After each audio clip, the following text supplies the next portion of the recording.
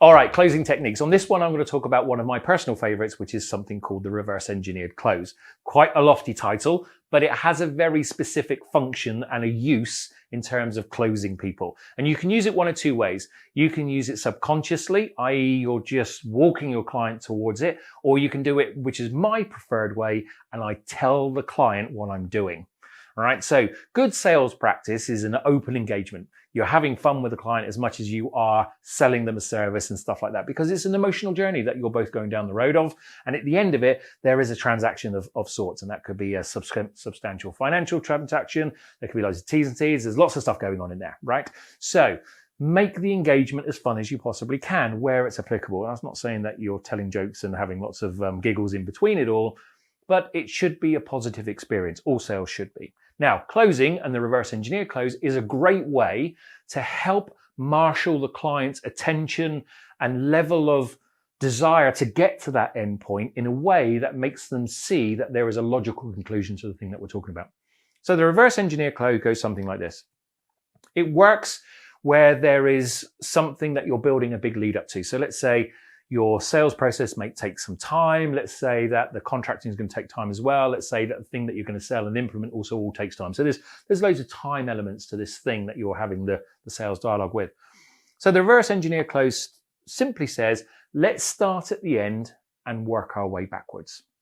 So I might say something like, okay, Mr. Customer, you need to take sales training from Sales Geek. Brilliant. Well done. Thank you very much. And you're going to have 7 modules. We're going to spread that across 8 teams and all those sorts of great things. So we've scoped the works out. We know what it's all going to be. And we've put some pricing down. Now, what I'm going to say to the client is, now, we're going to do the training. We're going to do the T's and C's. We're going to do some discovery. We're going to do some surveys and all those sorts of stuff. Let me ask you a great question, if I may, Mr. Customer. When is the latest date you need to see an impact from the training? Let me just start there. So what I mean by that is they've all been trained and now it has a positive impact to your P&L. When is that date? When do they have? Is it Q2? Is it Q3? Is it next week? Is it next month? When is it? And then the client will often say, well, that's a really interesting question. I don't really think about it that way, but I need it by Q3. Okay, whatever the time is, let's say it's 3 months out. All right, so we now know we've got 16 people, whatever the number is, and they need to be making a positive impact based on our training no later than Q3. Is that right? Client goes, yes. Great. Now, if I work that back, let me give you some help here as to how we need to cadence this through so that you have enough information to go and make a decision to make this happen, yes or no. Client goes, great, yeah.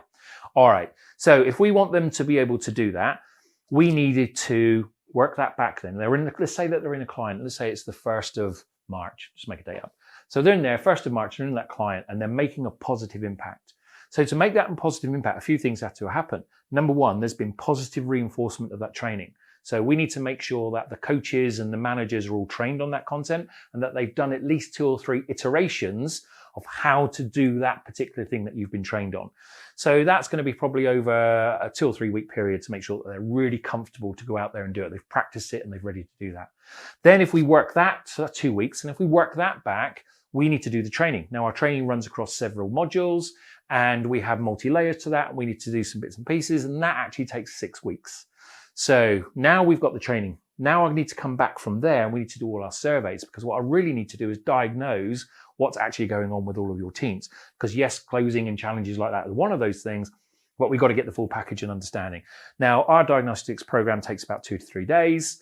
And then prior to that, we've still got to do some negotiations, T's and C's, get all that sort of right, make sure everything's laid out. And then we've got to do some communications. So therefore, if I add those string of activities together, therefore, if you want your sales team to be amazing at the things that we're going to teach them, closing techniques, on the 1st of March, you need to be signing the contract with us or with anyone else, if you want to do it with somebody else, no later than the 15th of October, because I've now worked out all of those milestones to put all of these things in place. So that's a big lead time, but it makes sure that your teams are ready to go. That means we don't have long to get this sorted out. So why don't we put the 15th of October in our diaries?